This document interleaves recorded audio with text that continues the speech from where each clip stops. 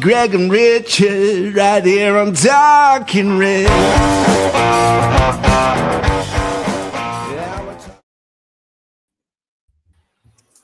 The expectation was high. The super squad is taking shape, and the anticipation of an easy 3 points against the league's bottom team was well and truly in the air. No zip, no intensity, no press, and no real clear-cut chances on goal for Forest, though.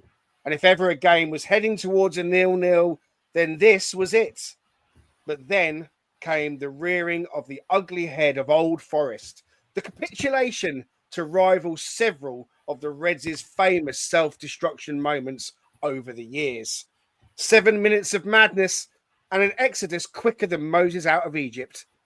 Being in the ground and having to endure loud, raucous cockneys singing a song about getting friendly with Michael Jackson's monkey was absolutely not on my bingo card yesterday. I'm back from my trip, and if you've been here before, welcome back. If it's your first time, hello and welcome to Talking Reds, a Nottingham Forest podcast hosted by myself, Greg Oram, and my fellow Forest fanatic from across the Atlantic, Mr. Richard Spray.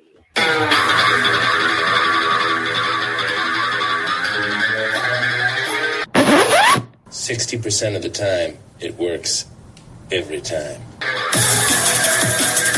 Every time. Every time. Hold up. Wait a minute. I mean, look at that guy, how handsome he is. I'll kiss him. I'll kiss him.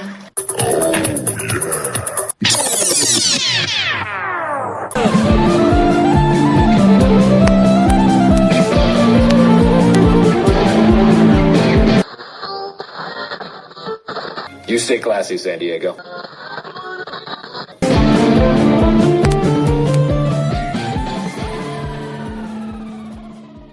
So I'm back, but I've got no internet, which is why I'm looking different in my surroundings. I'm at my dad's, a few doors down. Thankfully, he's got a different internet. All of our internet's gone. So I had no real time to put together an intro. I've had an intro kind of in my head. I thought I'll be back and I'll put together something, but I had to delve into the archives for one of my favorites. So that's why we had that one. Richard Spray over in Oklahoma. How you doing, buddy? Not bad. I've decompressed, got a good 24 hours to kind of try to emit as much as that as possible out of my memory banks. But, you know, we'll try to power through on this one. I don't know. The hoedown music was a bit interesting. I loved it, but I don't know if it's right. It's appropriate for what we just witnessed yesterday. I don't know how much we want to dance and celebrate, but it was fantastic as usual, buddy. Well done. Appreciate that intro. One. It was, like I say, it was the old one, but a good one. And I'm trying to lift spirits. I mean, I felt like shit. I was at the game yesterday. Good point. It's taking me a while to get over it, but it's good to have Danscape with us again. How you doing, buddy? Yeah, I'm not bad. Not bad. Same as you guys. Took a while to get over it. Bit despondent after that one, especially given the fact we haven't got a game straight away afterwards to kind of get excited about. 100%. And Scott from Down Under's with us. Great to have you back on, Scott. How you doing, buddy? Yeah, good. Thanks, mate. I think the same sentiment. I was pretty excited yesterday about the game, feeling very positive, and then for us to put in that performance and come up and get that result, it was pretty hard going. It was an 11 p.m. game as well over here, so I managed to just about stay awake, but it was tough to watch at the end. But yeah, feeling good and great to be back on. If you're in the comments, then please let us know you're here. We want to try and say hello to as many of you as possible. Liking and subscribing is a really good way to show your support to us at Talking Reds. A quick click of the button is all it takes. So please do like and subscribe. And if you're listening on Apple and Spotify, then 5-star reviews are great. You won't be listening on Apple at the moment because we have had issues getting episodes loaded up. I won't go into the ins and outs, but it's all about authentication and codes and stuff like that. I have uploaded the back 4 episodes to Spotify. Now I'm back from my trip. normal service hopefully is going to resume, guys. So Apple and Spotifyers, thank you for bearing with us. I'm sure that we'll get everything fixed and in place. Before we get going, I want to say hello to Darren Waplington. Great to meet you in the nav yesterday. Darren's been a big supporter of Talking Reds, and it was nice to have a quick chat with him, as it was also with Beardo, or Yummy Bear, as he is on X. So another great conversation with him. Thank you for coming over, and really lovely things about Talking Reds being said. And also, I bumped into Glenn Hancock in the stadium and had a good chat with him. So it's nice to say hello to people. And I'm really grateful for people that do take the opportunity to pop over. It's clear that we are no one special, but obviously we feel like we know you, and you might feel like you know us. And we, as much as possible, want to make Talking Reds a community of Forest fans that come together. So the chance to interact with you guys in person is absolutely fantastic. And thanks again for saying hello. Raf was with me yesterday briefly. I was stood with him, and he was subscribed to that as well, I think, when he bumped into one or two people as well. Please humour me for just a moment longer as well. Many of you will perhaps remember I've featured a few times a good friend of mine, Serge. Remember Serge with the legs? He goes off on a holiday and he's here, there, and everywhere. I just want to put a shout out to Serge, all right? He's one of my best friends, but he's not very well at the moment. In fact, he's really poorly. I won't go into too many details, but he is in hospital, and he's got a bit of a battle on his hands, guys. So love, prayers, support, and everything else to Sergio. Known him for must be 25 years.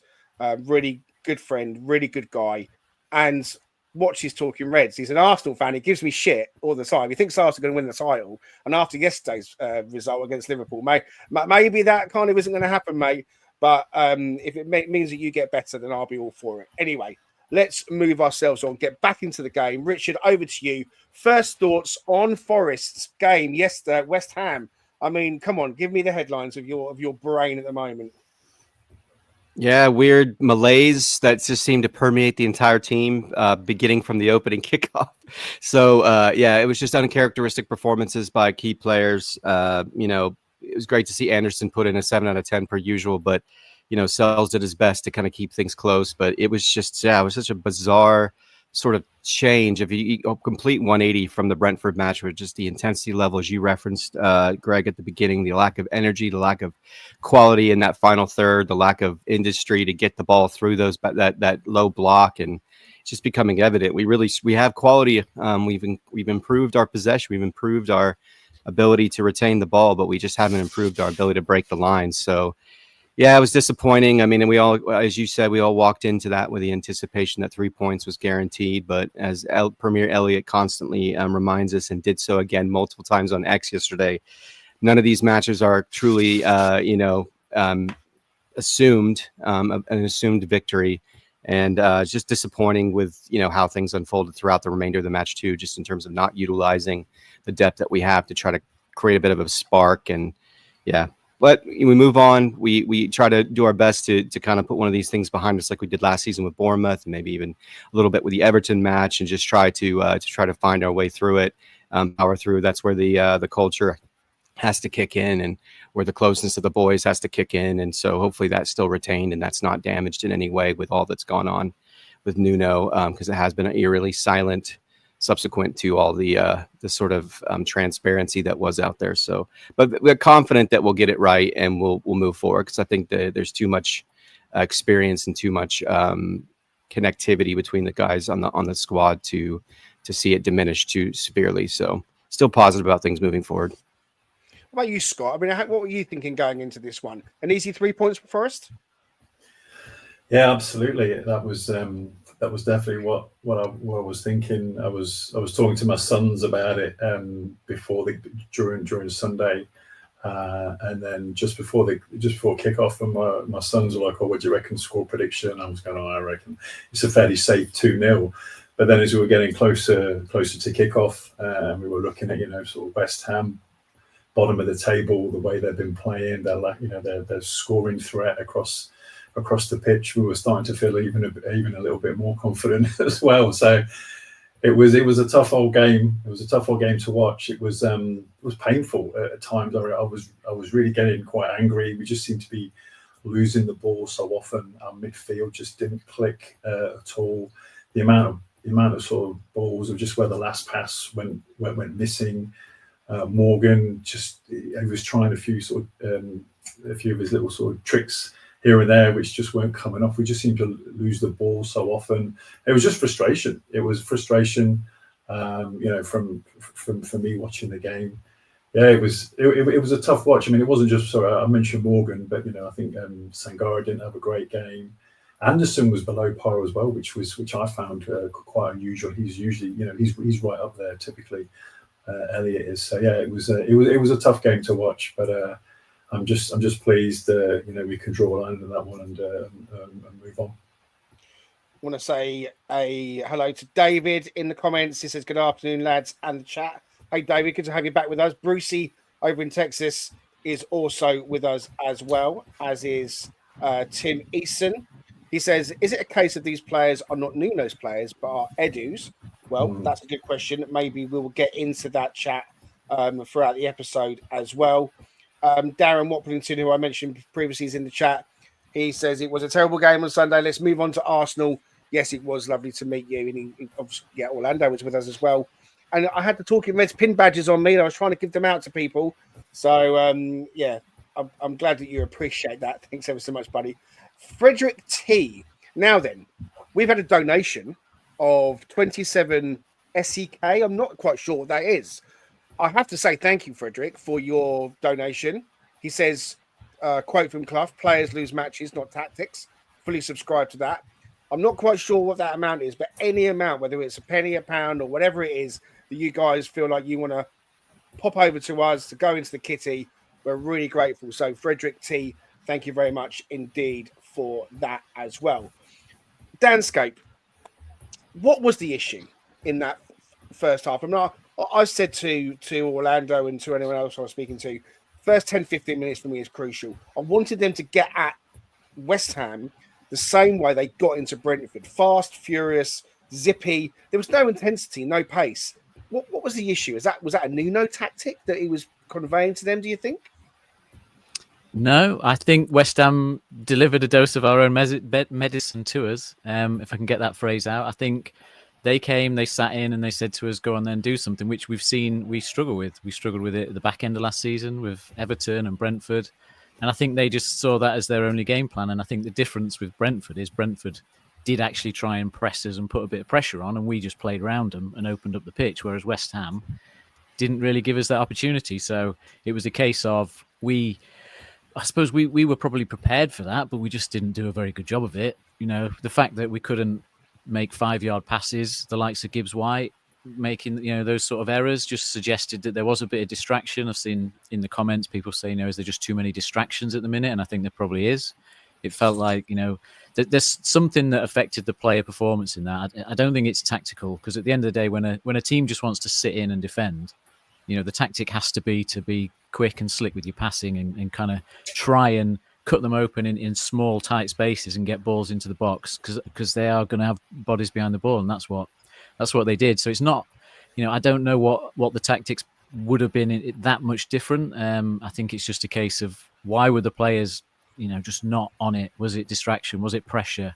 Was it, all the stuff in the background that's going off?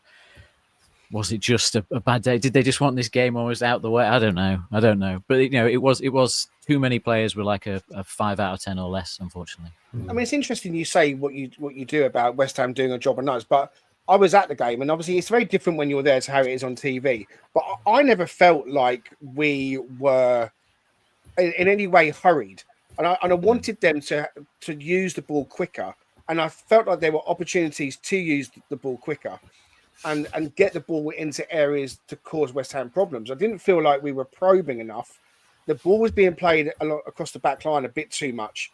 Yes, we got Ndoye released in an early kind of Ola Aina ball over the top, which fell behind Wood as he came in, but there wasn't enough energy for me, and I felt like it set the tone for the rest of the game. I thought West Ham, I thought, were poor. They're not a good team, But Paquetá clearly wanted to prove a point. I thought he wasn't amazing yesterday, but he certainly was getting his foot more on the ball. You know, he was the one that had the first shot against Sells, who was very good for us.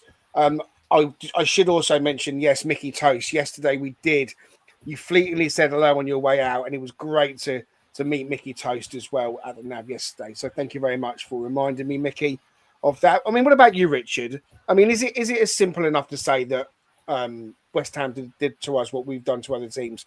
We had more possession yesterday, but our failure to use it, is that really a concern now?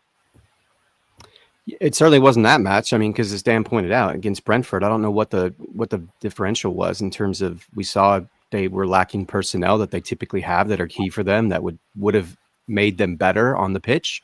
But we didn't seem to have this confidence about how we approach that possession, and we're able to, fit balls into tight windows. We're able to see us do a lot of off-ball movement. And I mean, there was a few runs, as you pointed out, with that ball right over the top to Ndoye.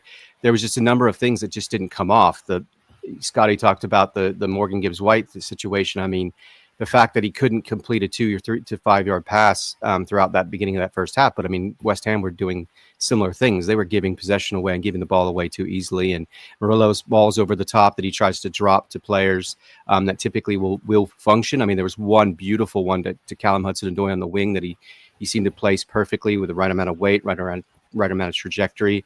But it really wasn't happening, I think, consistently enough. And so all those things that we seemingly did well against Brentford just weren't there. It was always a fraction or two off each time, and it just never quite manifested itself into true complete chances, to the point I think we only had one shot on target, and that was in like the 60th minute or something to that effect. So yeah, they just lulled us into a false sense of security. We probably thought this was going to be a 0-0 going into that 84th minute, and then they saw the cracks open up, and then they took advantage of it, as good players do, as good teams do, even though they were a bit of a dead man walking team, with their manager being a bit on the outs, as it were, certainly on the hot seat, and feeling the pressure to have to find something in order to keep his job. They seemed to play for that situation, and they found the ways through at the end of the match. And then, as you said, it sort of became an unfortunate collapse, which has seemed to be uncharacteristic of us. We have those occasional stinkers, bad days at the office, if you want to call it that. But I think it was just a holistically bad sort of lack of synergy and cohesion throughout the squad. And to Dan's point, I mean, I just don't know how you could say a manager is going to emphasize any of that. I think it just, for whatever reason, they came in with a lack of feeling like they could take this, they could take it to West Ham from the kickoff and dominate them. They just kind of plodding along, tippy-tapping, without a lot of real execution in the end. So, yeah, I mean, I think we'll regroup. We'll get back to what we do. I think we'll see more Brentford performances in the near future. It's just, unfortunately, we have to suck it up for the moment and try to find our way to feel confident moving into the next match, which unfortunately isn't for a while. As Dan pointed out, when this happened with Bournemouth last year, we turned right back around and absolutely shellacked Brighton, but we don't have that luxury this time around. Yeah. Scott, unchanged for the third game in a row, which didn't surprise me, and I don't think surprised many people, especially after a good performance at Brentford, pick up the point on the road. And so you possibly think, well, look, this team is definitely coming together now. So do you think that now the spotlight is more on Dan Ndoye? I want to get your thoughts on him. He's been in and out of games, albeit produced a goal and an assist in the last 2 games. So, you take the rough with the smooth. I kind of felt that yesterday he had moments, a couple of nice moments in the games, but not enough to really kind of make any kind of impact. Do you think his place is under threat now? Oh, I think when we've got the squad that we have now, then I think absolutely he, anyone that puts in a performance which isn't quite up there, then we should be looking to rotate the players. He's a different style of player, obviously, to what we've had previously in Elanga. Elanga was, was a really quick guy, and Ndoye a little bit more skillful. I think you mentioned the point there around that he's already had an assist and he's already scored a goal in the first 2 games. So I don't think we should be too concerned the fact that maybe he didn't have such a strong game yesterday against West Ham. But I mean, just just generally, we've gone and spent, what is it, 140 million. We've got a bench packed full of quality, and we do have that real depth of squad now. So I'm sure we'll come on to it why maybe Nuno didn't choose or bring on the subs a little bit early, but we've got so many quality players on the bench now that really you've got to think around maybe mixing it up. Maybe like Morgan didn't play particularly good, so should we bring McAtee on for him perhaps and replace and put him in his spot? The only thing with McAtee, of course, is that when he did bring him on, he put him on the right wing. I think he subbed actually when I think it was Ndoye came off. He put McAtee on the right side, left Morgan in the middle when Morgan wasn't having his best game. So you could question why is he not taking Morgan off, putting McAtee on. But I mean, who we've got with wingers wise, we've got Omari Hutchinson on the bench as well. So potentially he could come on. I'm just seeing, I can see the BBC feed in the background here is talking around Bakwa. So there's a chance that we're going to get him as well. So now look, just back to your point, I don't think we should be too concerned around Dan Ndoye. It wasn't perhaps his best performance, but he's already shown us the goods in the first 2 games. We will get into incomings and outgoings after the break, so plenty of time to chat about potential Dylan Bakwa coming in, and we've all seen that is in the news, and it looks likely, which is good news. I found it a little bit of a head scratcher that Gibbs White is having a poor game, and I expected and I hoped that Nuno would do what he did a lot last season, which would be to ring the changes at the break.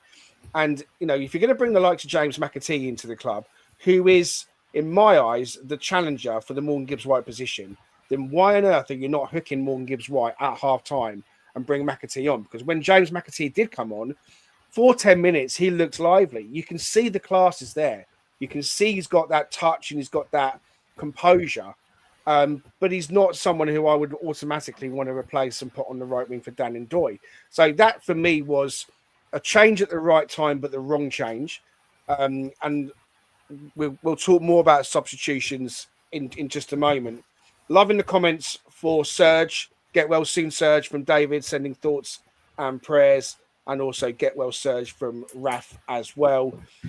Serge's favourite thing about Talking Reds is a piece of music. He even said, I don't know why I love it, but I absolutely love it. I end up rewinding it and playing it about 8 times. And that piece of music is this. I'm a Statman. Fazendo som, fazendo som. Pedrinha Moraes fazendo som, fazendo som. E Pedrinha Moraes fazendo som.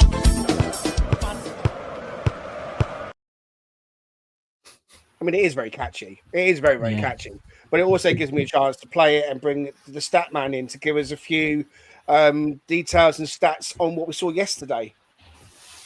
Yes, hopefully that's cheered Serge up a bit hearing that. I mean, no, I'm not going to try and paint a different picture with the stats than what we all saw. That's not always the job of stats to try and tell you it was good in any way. What you can see on this chart is again the kind of performance score that I'm trying to get to be accurate, and it is an F for Forest. It is one of our sort of worst performances in the Premier League since we've been promoted on the left.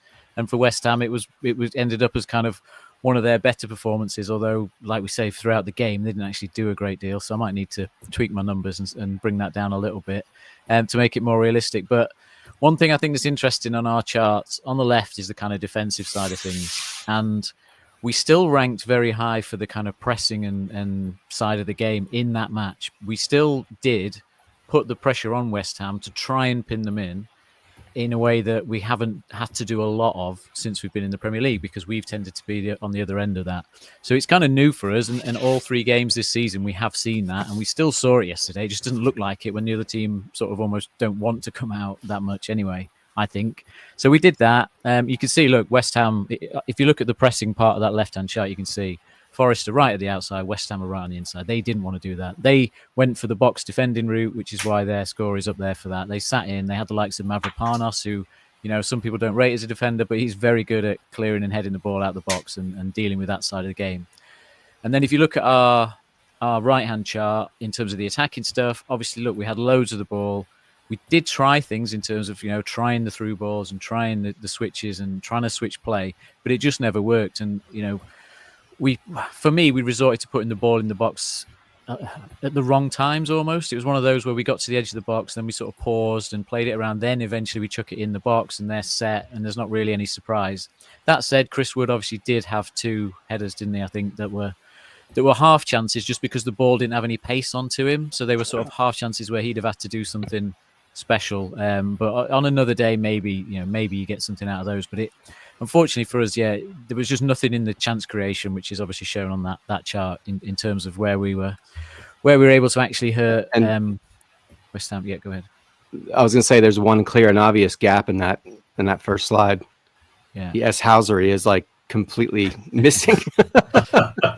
Yeah, we didn't really make it difficult for them, you know. I mean, they have the ball. You don't have to do this. Yeah, it just seems interesting that even when they were on the ball, we didn't seem to make life difficult for them.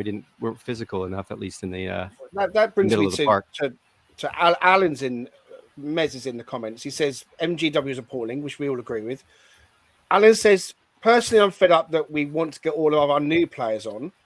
I'm not sure I agree with that, Alan. We bought them for a reason. And McAtee is the like for like from Gibbs White. But he does say, look at Yatesy. He'd have given us some beef and aggression while Sangare and Ando did their jobs. So that S-housery that was lacking, I mean, the shithouse chief of staff, chief commander, Presidente, Yatesy, was on the bench. And there were people around me in the crowd saying, oh, I don't think Yatesy's going to get a look in now. I completely disagree. There are minutes to be had and good minutes to be had for Ryan Yates. But Dan, to your chart, I mean, should there have been a scope to get Yatesy off the bench and get him into this game? Could that have made any difference? It's not something I was thinking about during the game. I wasn't thinking what this game needs is Ryan Yates. I thought it didn't necessarily need Sangare at times in that first half because they just weren't really trying to break on us anyway. So you almost didn't need him to be sat there for most of that first half until the second half. It kind of opened up and he obviously had more to do, which some of he did well and some he didn't. But I think, it might have just been a change to spark something. It might have been a set piece or, that's what Yatesy obviously brings in a tight game. So I'm surprised Sangare stayed on as long as he did and we didn't sort of make that like-for-like change. But yeah, I wasn't sat there thinking it's a Ryan Yates game, if I'm honest. But I've got no issue with Ryan Yates playing, some of these matches and giving us something different. He's proved last year that him and Anderson is a perfectly good partnership that can win us Premier League games. So there's no reason not to play him either. The next slide was just like the XG of the game, and you can see what a dull game it was up until the 80 whatever minute. No one was creating anything. It was a very slow game, and confusingly, we're the purple line on this chart, not the red line on it. This is from Opta, but we were behind West Ham for all of that game in terms of chance creation, despite all the possession, until we made the sub for McAtee coming on, and then we kind of just nipped above them a little bit, and then we just obviously lost our composure, lost everything about it once we conceded the goal, and nothing seemed to work there. But we would, that's the kind of game it was. It was a 0-0 game. It was a slow burner.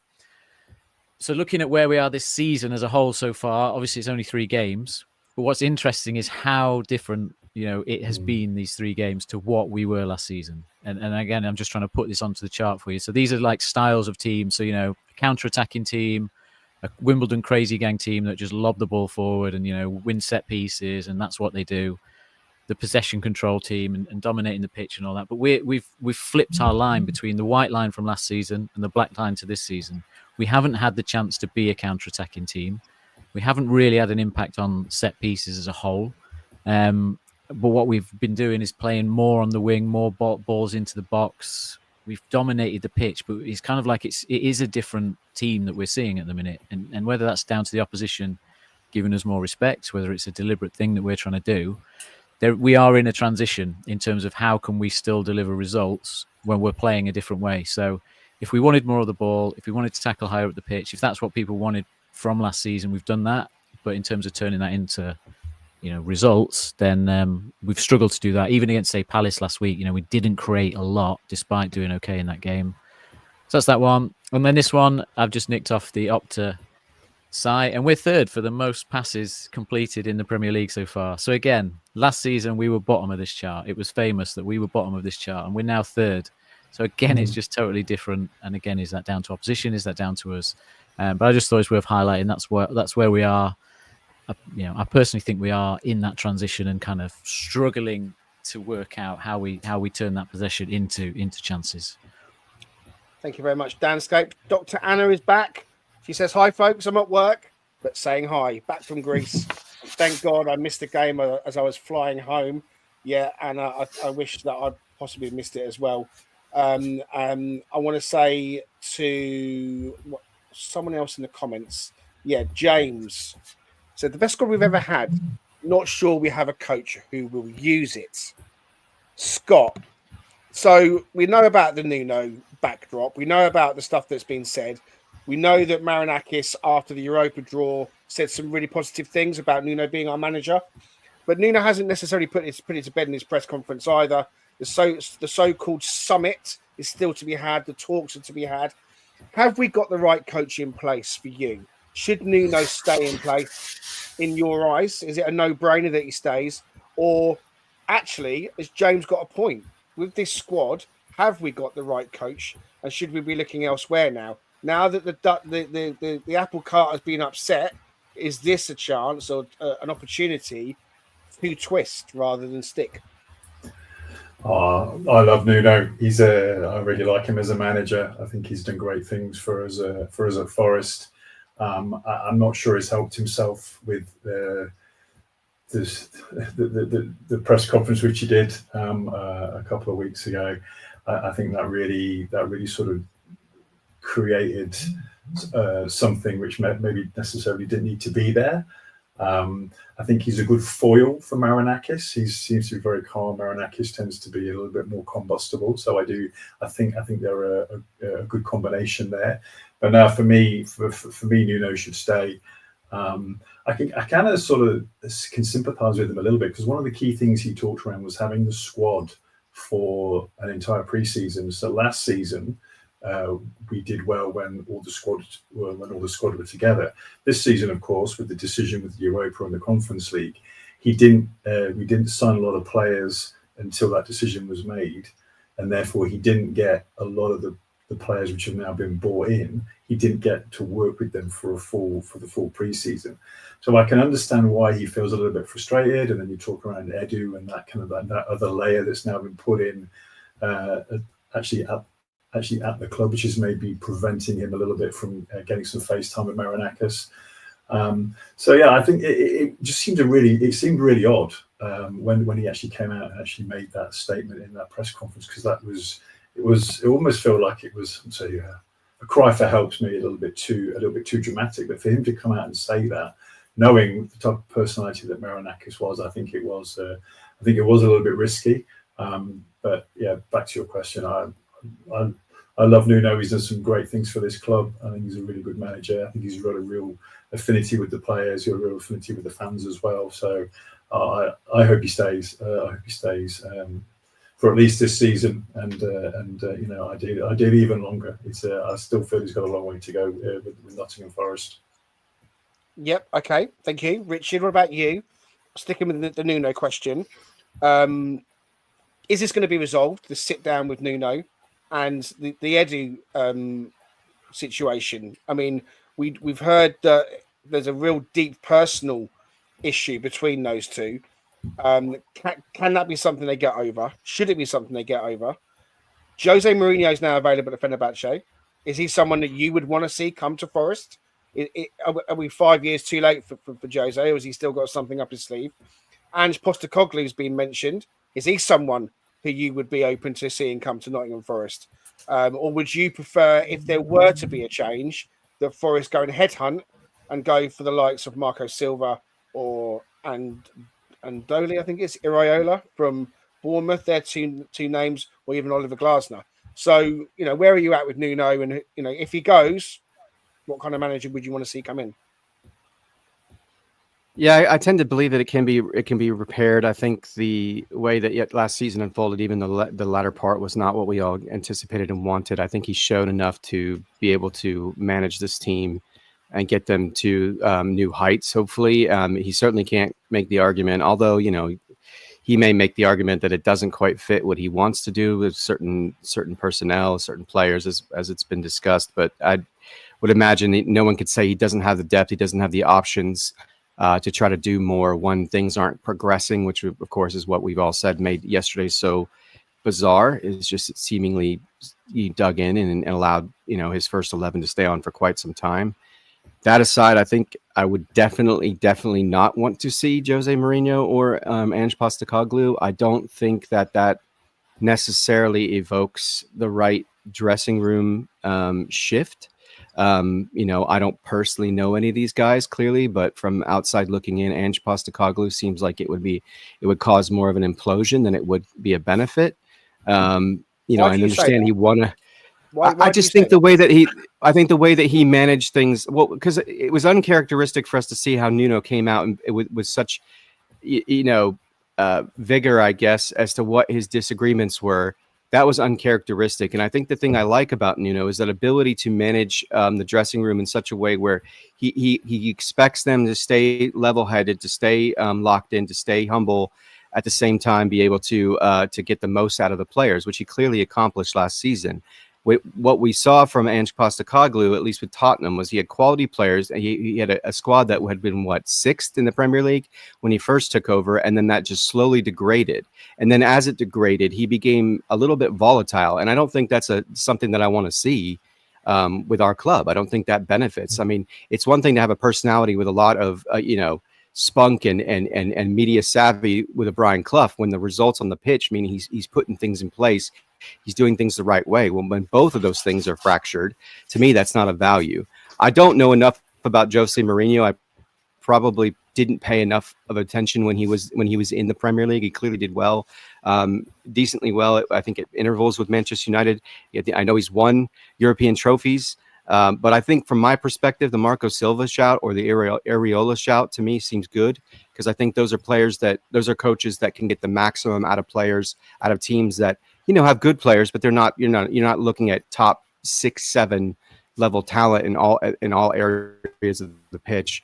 And so to see what Areola has done with Bournemouth, even when they've lost, key elements of their squad, to me speaks to what can he do when he has quality players, when he has players with the kind of level of ability that we have right now, and with the kind of depth that we have. And to me, that means he can hopefully move the needle, as it were. But I tend to believe Nuno, and I want him to be here because I think he's still got more to show us as a fan base. I think I just like his personality. Sans his comments a couple of weeks ago, I just felt like that didn't necessarily start the season off on the right tone. Yeah. But I also believe that they can rectify this, because I think him and Marinakis have a good enough relationship, I hope, to allow for this to everyone get in the room, be adults, and say, you know what, this is not benefiting the club, it's not benefiting the city, that we continue to function this way, and just put it to bed and move forward. No, I hear you, and I'm posing questions about managers because I want us to have a conversation that, ultimately, let's not bury our heads in the sand. There is now a possibility, whether it's a very small one or bigger, that Nuno is let go during this international window. Do I think it will happen? I think I'm on the side that I think he'll be staying. But I was listening and tuning into some other pods. Reese at Red Side, he's of the opinion that he's going to go. He thinks he's pretty much, if he was a betting man, he thinks that Nuno won't be the manager at Arsenal. So when we start thinking about that scenario and us having to change managers, Danscape, going back to Ange Postecoglou, I don't think I'm behind that either. But as Will in the comments, WT Analysis, go and give WT Analysis a follow, guys, because he's brilliant and on X, really good for his content. He says, hey, chaps, the players loved Ange. The fans, not so much. I'm not fully against him, but our current squad build is definitely not ready for his style. I think I subscribe to that theory as well. He was very bullish, Danscape, with the press. He was almost bordering on quite rude at times, which really turned me off him. But he's just won the Europa League. Now, is there a case that he can say, well, look, my injuries were terrible. I sacrificed the Premier League and went all out for Europa. I was given the mandate, get us into the Champions League and win us a trophy. He did that. He got them into the Champions League and he won them a trophy. So the Greek connection with Marinakis is there for everyone to see. and it's being touted in the media that he would be the guy to come in. You know, is there anything in that? I mean, are you turned off by that completely? And where are you at in terms of a name for a manager that if someone's coming to replace Nuno? I'm torn because I believe the stability is key. I believe that we always hear about it, and the fact that we've had this time in the squad and they know what their job is and all that stuff. I think that is important. And the idea of ripping that up now, having already started the season, seems like the riskier option than any other manager. However, it feels at the minute like there's two things for Nuno to repair. To move forward. One of them is obviously the internal relationships, but the other one is the atmosphere that's now in place at the club, if you like, in terms of, everything is now questioned in terms of. Did that have an effect on yesterday's result, Dan? Did that atmosphere have an effect on the players? You don't know, do you? It's impossible to know what it had an effect on the players, but it had an effect on the fans, I think. When you get towards the end of the game and we're 1-0 down. In there at the end. It has an effect on the fans because at the minute that whole thing of belief and everybody working together and all that is not there because we don't know, because of the uncertainty. And I don't know, obviously that wasn't Nuno's intention, and you don't know what the bigger issue is that made him make these comments and things, but that's where we are with it at the minute. So it's hard to know how you fix that side of it without something clear and some kind of confidence in Nuno from somewhere. A result yesterday would have been exactly that. If we'd have gone out 1-3-0, it would have put it to bed. So the result doesn't help. The performance doesn't help in terms of that final 10 minutes at the very least. In terms of other managers, then it's all speculation, is it? I don't think Postecoglou is ideal for this scenario now. I enjoy his football. I remember when he first went to Spurs, I used to love watching him because the way they move about and, literally every player kind of plays every position and all that is great to watch, but we don't really have the squad that's ready for that, I don't think, right now. Mourinho, obviously, I like the idea of Mourinho because I do like a bit of Eshousery and a bit of winding people up and all that sort of stuff. So, I kind of like the idea of it, and I'd almost be a case if you say to him, like, you've just got this season, go and win the Europa League this season. That's it. That's all you've got to do. You don't have to worry about the long term. You just have to turn these players into a team that can go out and just win games, however, and get us that trophy. And then we'll find someone else, which will probably be Marco Silva for next summer when he's available without compensation or without competition necessarily from Fulham. And, that would be probably the way I'd end up going if from a point of view that Nuno, has lost that relationship and everything behind the scenes. And it's about, the impact on the players, isn't it? And yeah, maybe we saw that yesterday. You just don't know. You fill in the gaps, like we said before. When you don't know, you just try and fill in the gaps. And there's so many ways you can fill in the gaps, but it just didn't help that performance. You do. You end up reading situations based on the limited information that you have. So after the Crystal Palace game, Nuno's name's being chanted. Morgan Gibbs-White is geeing them up to chant it even louder. And so therefore you think, look, the players are behind Nuno and they're on board with him. And then you get a performance yesterday where there was just a lack of life in the team. And you wonder, has the outside noise started to take effect? And it's interesting as well, when we talk about all these new signings in the squad, whether this is right or this is wrong, but the observation is that for the first 3 games, we played every single position has been played by a player that was here last season, apart from Alanga out and Dan Ndoye in. So every single player was here last season. So obviously there's these new signings that are coming in. He obviously wanted them. I think, Scotty, you were saying it earlier. He wanted them in for the pre-season so they could gel, he could work things out. And he's obviously thrown his toys out of his pram because they haven't come in. Now, look, on the face of it, we all understand that these players haven't come in because we were still waiting for CAS and for Europa or Conference to be sorted. So if he's getting his knickers in a twist about that, then I'm against Nuno for that. He shouldn't be getting his knickers in a twist because we were all in the same boat trying to find out what was going on with CAS. And if Mr. Marinakis and the club and the hierarchy said, look, we need to wait until we know what we're doing because we need to make sure we don't F up any financials on this, then I'm all for that. We've been down that road before. So a little bit of a sensible head on financials. I know it might only be 20 million or so, but maybe it's more to do with that than we know. But say, for example, like a Cubano as a left back and Savano as a right back, would that have really been held up by CAS? not every single signing was held up by that. No, of course. So there are some where you could see why he'd be frustrated that we didn't have a plan. Of course, it wasn't. You're right. There were always going to be players coming in at the late stage of the window. But again, if he's getting himself in a twist about there weren't enough players in for pre-season, then I kind of think, well, yeah, I know that last season that worked really well, but hang on a minute. You've got players coming in that know the Premier League. James McAtee and Murray Hutchinson played the whole season last year. So, your job as the manager is to integrate them. If that means bloody going bowling one night or doing a bit of karaoke together down the local pub, then sort it out. Do you know what I mean? What I'm trying to say is there's more than one way to skin a cat. All right, don't put it all on with the pre-season. No one was there. Come on, Nuno, you've got a job to do, and your job as a manager is to integrate everybody. And if you're going to play the same team 3 games in a row, which none of us complained about that, then that's fine. But if you're not going to start making the right changes at the right time and bringing the right players on in the right position, then we're going to start getting our knickers in a twist about that. Thank you. So that's kind of where I'm at. I'm thinking, well, look, Nuno stays for me. He is the right man to lead us forward. For me, Jose Mourinho, 5 years too late, 3 years too late. Ange Postecoglou, not for me. If we do twist at some point, I hope it's at the end of this season. And I like Iraola personally at Bournemouth. I'm not a Marco Silva fan, if I'm honest with you. I never really have been. I've never really seen the attraction with Marco Silva. For me, it's Iraola. I think he would be the one to go and get. All right, okay. We are 3/4 or so of the way through. So I guess it's time for a little bit of cheese. The Cheese Trader, based on Grape Lane in York, is a cheese lover's paradise. Home to some wonderful specialty cheeses, relishes and chutneys, and also with a fantastic street food menu. Try their loaded fries or posh cheese on toast. It'll be the best you've ever had. Owned by Forest fan Stu Freestone, the Cheese Trader proudly sponsors Talking Reds. Quote Talking Reds every time to get 10% off your order.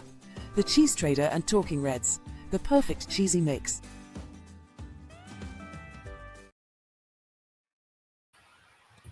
And we must say happy birthday to the Cheese Trader. Stu is celebrating a birthday today. So your cheesy highness, we bow down to you and we wish you a wonderful, brilliant day. Happy birthday, Stu. Do him a favour, treat him on his birthday, put an order in, get you 10% off by quoting Talking Reds. All right, okay.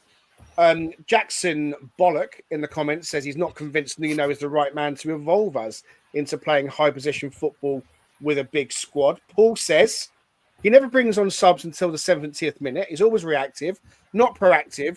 With a bench full of players who could have changed things, he won't play them. He says Nuno out. Can we give him a bit of time on that, though? Just give him a bit of, we're third game of the season, and a lot of these players only turned up very recently. I don't, let's give him a little bit of time. If he's still doing that in 3 months, then that's where this break becomes an advantage, right? I mean, that's where the break becomes a good thing for him because it's probably a good timing. You could say it's good timing potentially to change managers as well, but I would also say it's a really good timing for him to start integrating as well as trying to formulate a plan. Get guys in. I mean, I'm hoping we'll see a little bit of Douglas Luiz, even though I wasn't enamored with the idea. But I agree with you, Dan. I think it's just too early doors to try to wholesale switch things up and sort of pull 180 at this stage. Listen, it is early doors, right? And when I'm preparing for the podcast earlier, and the news breaks from Germany that Bayer Leverkusen have sacked Erik ten Hag after 2 games in charge, you kind of scratch your head. You think, well, what is going on with these clubs? And they bring a manager in. Give someone a chance. And I know that Nuno's been there for 18 months and it's not the same situation, but it kind of almost is when you've got that many new players coming in and you've got an overhaul in the squad and a change in style and a little bit of transition going on, then, it kind of almost is that Nuno needs that time really to bed in these players. Thanks, Rich. So, I mean, the comment on Fernandes just either A, shows how good Fernandes is as a player, that he can just slot straight in and do that, or B, shows how, I mean, West Ham needed something different though, didn't they? That's the difference. West Ham were coming off the back of being shocking, so they would have thrown anyone in. It is a slightly different scenario. Yeah, and I think Alan was making the point in the comments earlier about the cry out for all these new players. Well, I think the cry out for these new players hasn't been that loud. I think everyone's been quite happy, as I said, unchanged for 3 games, with only Dan N'Doye a new player this season, I don't think there's been that much of an outcry. Or where's all the new signings and why aren't they playing and all the rest of it? I do think that will now become louder. Everyone understands that players need time to bed in. We want to see Callum Mwendo. We want to see Amari Hutchinson. There's going to be more games coming. The Europa campaign is going to get started very, very soon. We've lost Richard for the moment. Looks like his internet has failed. Everyone's having internet issues. Something that Raf has picked up on, Scott, and I was going to mention this stat. I'll find it. There it is. Raf is saying, he's just throwing it out there, 3 wins in the last 18 games, 1 win in the last 10 games at home. He said apparently, so maybe he's not secure on that stat, but that sounds about right. You know, now you've seen that stat and you've heard what we guys have got to say, kind of going full circle back to you. I know that you're very much behind Nuno, but do you feel like the pressure might be just on him a touch more than you imagine? Oh, there's always pressure being a manager. I mean, just in terms of that stat there, though, I mean, that was, if you think, what was it? Was it 6-7 games towards the back end of last season where the squad, we started getting injuries. The squad we didn't necessarily have that depth, so we struggled in those last games, the games at the end of last season. That sounds 3 wins in the last 18 games. Wow, that does sound bad actually. but I'm not sure that's right. Yeah, no clean I'm not sheets sure. since April the 1st. Yeah, but I think. Look, I mean, of course, there's pressure on Nuno, but look, I think the fact that because we won the Brentford game and we won it well and we played well and we played a different style of football to which we were used to in terms of that, that sort of counter-attacking transition game which we played a lot of last season. So I think everyone maybe we got a little bit ahead of ourselves, thinking, okay, here we go, this is our new style of play, we can replicate this against any team. But I think what we're seeing now is that, well, maybe teams that are just going to sit back and are going to be really organised against us, we are going to struggle to break them down. Maybe we need a couple of different styles. Maybe we need, to keep that counter-attacking game when we play against, some of the big 6 teams. We've got Arsenal coming up next, and maybe we're going to need more of the attack-orientated, hold the ball, dominate possession, try and get overloads in certain areas, which we sort of do against teams like Brentford or some of the lower half of the table teams. I think it's a bit of a horses for horses thing, but I think we're still going to need the counter-attacking element to our game. But also, I think we've got to evolve. We've got to, and we have the players for that now, right? We've got a squad full of talented players, so there's no reason why we can't evolve both types. Okay, thank you for that. Right. Before we round up the game, I'm going to ask you guys quickly, and this is, listen, nothing ever happens quickly because we want to talk. There's the league table. It shows us in 10th, smack bang in the middle, which is great. I think after 3 games, we're not at the bottom. It would have been nice to have been higher up the table, of course. What I want to ask you guys is, just going around, why do we capitulate, Danscape? Why was there that 7 minutes capitulation? I'm going to give you like 30 to 40 seconds to kind of try and sum it up. Why you think there was that capitulation? You might need longer, possibly, but not really. We chased the games. Players switched off, thinking, "Shit, we need to win this game. We're under pressure to win this game." So they just made a few silly decisions. They left spaces. They, misplaced passes or whatever. We've seen it before. It's not a good sign for a team to end up like that. But I think it was just the pressure. 10 minutes to go. Shit, we need to win this game, and we threw a bit of our usual caution into the wind. I mean, the first goal. Is Sangare at fault, Richard, in any way? Because I know he's getting a bit of heat from some and he's getting support from others. So we're chucking his name in there. Is Sangare to blame for anything? I think he obviously gave the penalty away as well. Where are you on Sangare at the moment?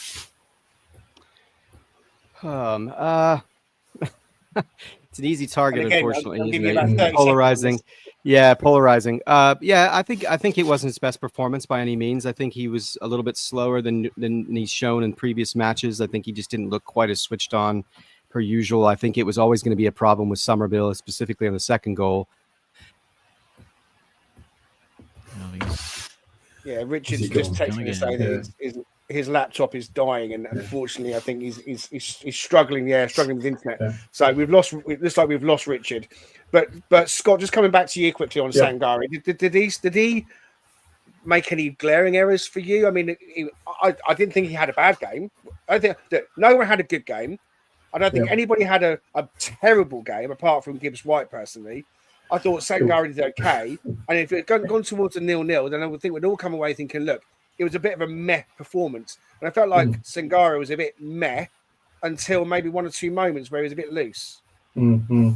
I mean, obviously there was the penalty which he gave away, and I think that was a bit of a stone cold penalty. I think, sorry, just go back to what you were saying around the reason why we lost the game. I mean, Danscape touched on it, but I think also the longer the game went on, the more mistakes we were making, the less, we seem to be, obviously we're struggling to break them down. Is that you then saw they started running out as they started attacking those spaces. I think their confidence levels went up. And then as soon as they got that first goal, and it was a decent strike from Bowen, a decent turn and shot, I think that just lifted them, and it kind of, and almost like our shoulders dropped a little, because I think we had been trying to break them down, but we just were off. We just weren't quite on the game yesterday. So as soon as they scored, I think it lifted them even more, and then they carried on in that vein of form. So just going back to what you're saying regarding Sangare, yeah, look, it's funny because he's kind of, the first two games of the season he has played well. We've been talking around how he seems to have almost like he's gone to a slightly higher level to what we've seen over the last couple of seasons, where he's not quite been there, whether it was been through injury or through going off on to AFCON.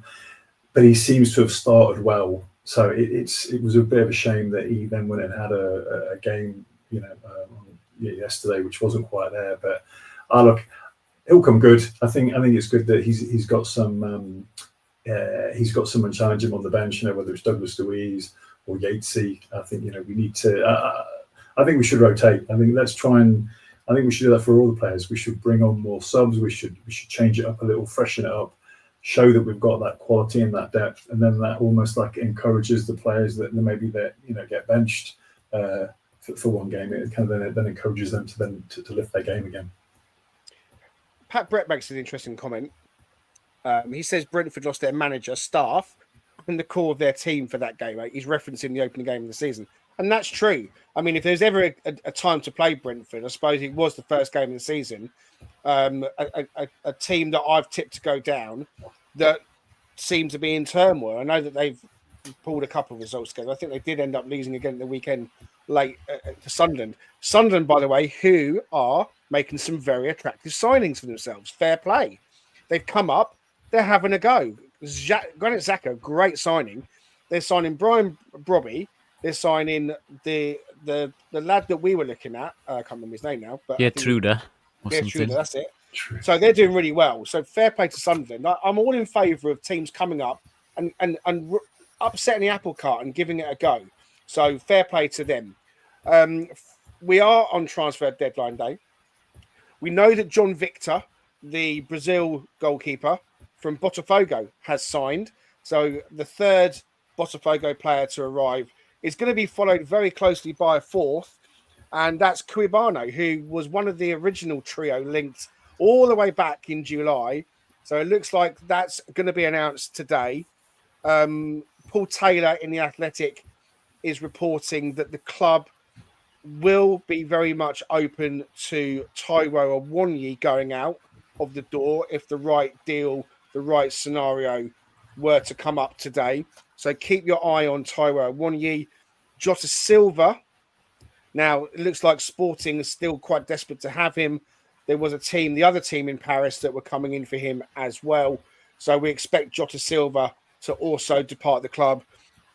Josh Bowler and Omar Richards very much not involved. Clearly, the club are trying as well to make something happen for them to be leaving the club by the end of this window. Closes at 7 p.m. tonight, British Standard Time, that is. We're out of time, but I want to obviously finish on a high. Forest are going to be playing Europa League football, and the fixtures of the draw was done on Thursday. I was driving through Germany as the draw was made, and now the fixtures are out, so we now know who and when we'll be playing. And sadly, with Richard having to leave the pod, it meant that the slides left with him.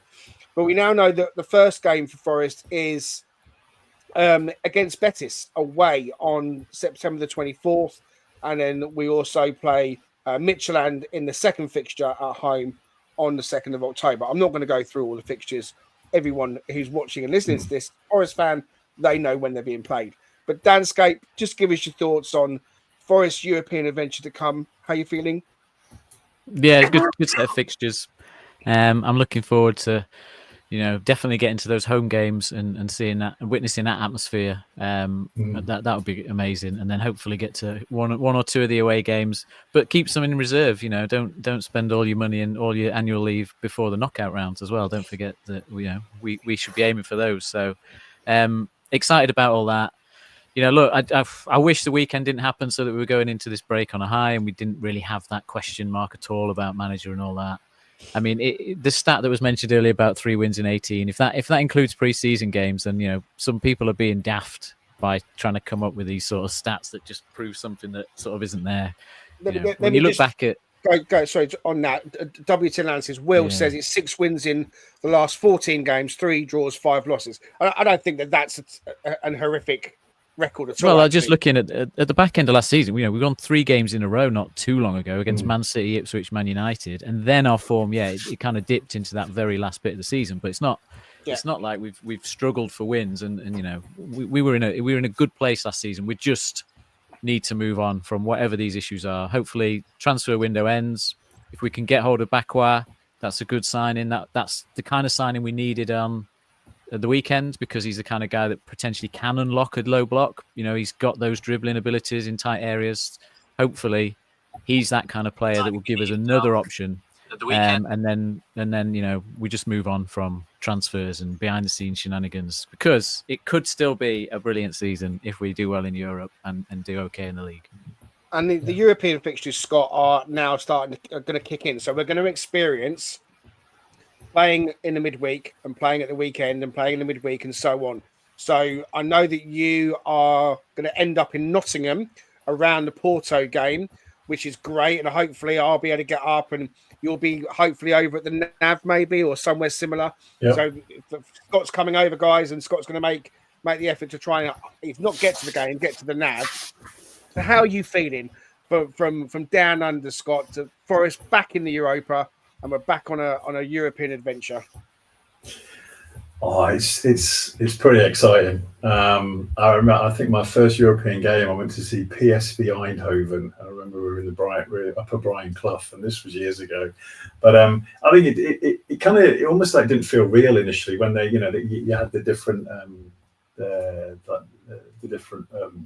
pods of players, the pods of teams. But then when they actually drew the teams and you saw those names, you saw those teams come out, and you're talking Real Betis and Porto, and just traveling to these locations. It's just incredible, to be able to now see to travel to these destinations, play against these teams again. It kind of makes it feel far more real now, and I think it's just really exciting for the club, for the fans, for everyone associated with the club. And I think, and then just when you just roll into the fact that we've just gone and signed a truckload of fantastic players, this has got the potential to be just an incredible season for us. So yeah, look, I'm really excited. The European games are going to be on at something like 5 a.m. in the morning here, but I'm still I'll still be up for them. Yeah, looking forward to it. Fantastic. Richard's managed to get back on with us. That dastardly laptop is hopefully now charging away. We've got the home fixtures. I mean, as I said, everyone knows the fixtures now, but tasty ties at home against Midtjylland, Porto, Malmo, which is going to be a great occasion. And it was wonderful to hear Mr. Marinakis immediately reference that final and say, look, our legends are going to be invited, and the Malmo legends as well. And I think that's the kind of class we've got with Mr. Marinakis. He gets flack, but I think he's got his finger on the pulse in the right way. And we're playing against... Oh, they've disappeared. Sorry, Rich. I'm still looking at those. 1 second. Let me put it back on again. We're still playing Ferencvaros. They're the Hungarian team. We'll be playing them at home as well. Betis away, Sturm Graz, Utrecht, and Braga. I've got my eye on Braga in January as a possible trip away, but we'll have to wait and see on that one. Hopefully, I'll be able to get up to one of the home games or two as well. Danscape and Scott, thank you so much to both of you for being with us. Absolutely fantastic to have you on the panel. Richard, you made it back. You were mid-Sangare speak. Did you want to finish that off before we let you go? Not particularly. I don't think anybody's really that clamoring too much in the comments for that to come back. Yeah, I mean, look, I just want to see a little bit of a differentiation. I want to see a little bit of a switch up, see how things progress with some of these players. I'm sure you guys have said the same. But yeah, like you, I think if you'd interviewed every Forest fan, you know, when we were down in the doldrums at the bottom of the championship and then said, you know what, guys, in a few years, you know, 5 years, less than 5 years, you're going to be in Europe, playing in Europa against the likes of Braga and Porto and so forth. Not a single person would believe any of that. And so between whatever happens with Nuno, the fact that between Steve Cooper and him, we are where we are, and you can clearly give credit to Marinakis, as you just pointed out, because he called that, I think, right after we won at Wembley, didn't he? That we would be getting to European competitions. We'd be in a place to be the historical club that we are. And so, yeah, to Scott's point, Dan's point, and all your points, it's just remarkable. But I have to say, it's also great to have Greg back because it was great to continue to have the pods. I love Dan and Raph dearly and everyone else who came on, but it's just not the same without that beautiful man in the top left corner with that beautiful beard and adoring that wonderful away shirt right now, which I'm just jealous that I don't have yet because I'm waiting to buy it when I come over. So, but yeah, definitely a good thing to have him back because it's a little talk about lack of synergy, right? It's like having you know, Chris Wood not in the squad or something. It's just a bizarre scenario, but grateful for him and to be back in the fold. Thanks, mate. It's great to be back. I was looking forward to running the show from my desk with all my bells and whistles to hand, but again, like I said, no internet means I'm at my dad's. Thankfully, his internet is working and I'm able to be here again. Look, guys, yesterday was a bit of a shit show in the end. I had to sit still and let everyone leave. When the first goal went in, you had a little bit of people walking out because it was late. It was funny because then the second goal went in so quickly. It was another exodus. It was almost like people were going out in stages. The third goal, and it almost cleared the stadium. But I had to sit there because I was kind of frozen thinking, what the hell has just happened? Because I absolutely did not see that coming. It had 0-0 all over it. Go on, Dan. You want to interject? I was just going to say, at this point last season, touching on what Richard said and how you're feeling and everything, we'd just drawn 1-1 with Wolves at home, which we were fairly disappointed about. Yeah. And we didn't have any of this. We didn't have any dreams of European football seriously at that point. You know, I'm just going to say that perspective-wise, we still don't know where we're going. This is one game. And if we come back and beat Arsenal like we did Liverpool after that that same thing last time, then, you know, the mood just changes again, and we're suddenly looking forward again.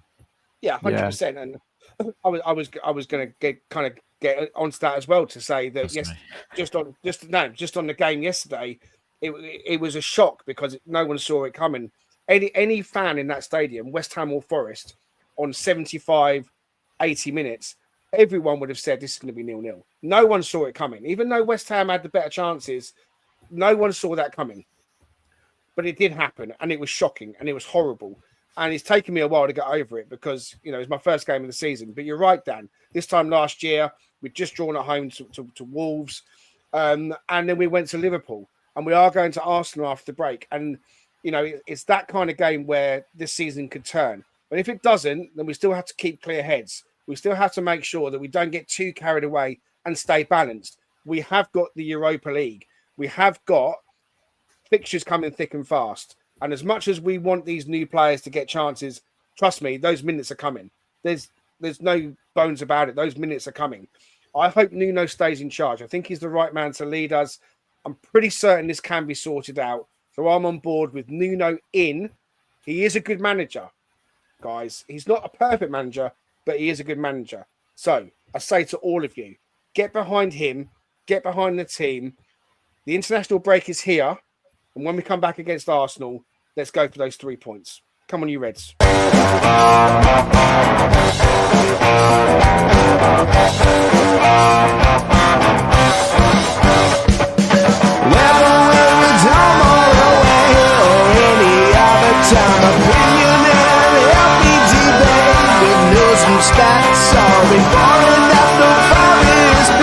come join Greg and